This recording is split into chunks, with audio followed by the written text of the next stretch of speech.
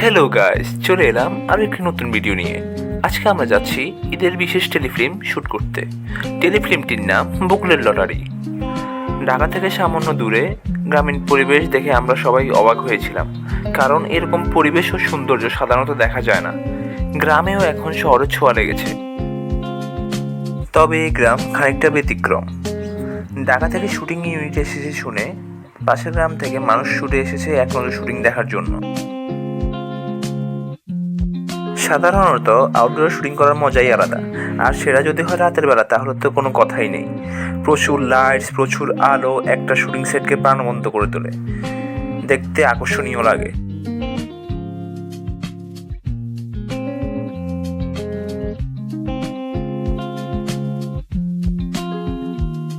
এই ওইটা কি ও তাকাইছে আমার লয়ে যান সাইকেলে জাস্ট রিলিফ দিয়ে বাবু। আরও অবাক হয়ে গিয়েছিলাম গ্রামের মধ্যে এরকম খোলামেলা রিসোর্ট দেখে। এই জায়গা আমার কাছে শুটিং করার জন্য বেস্ট মনে হয়েছে, কারণ রাস্তার আশেপাশে সারি সারি ঝাউ গাছ, পাখালির শব্দ, আম পাকার ঘ্রাণ, ফুলের সুবাসে সব কিছু মনের অস্থিরতাকে বিলীন করে দিয়েছে।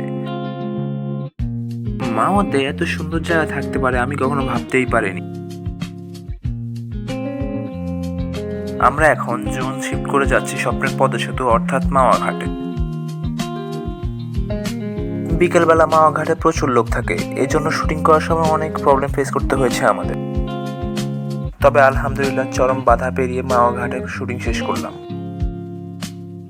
আমাদের পুরো টিমের অক্লান্ত পরিশ্রমের পর শুটিং শেষ করে এখন সবার বাড়ি ফেরার পালা।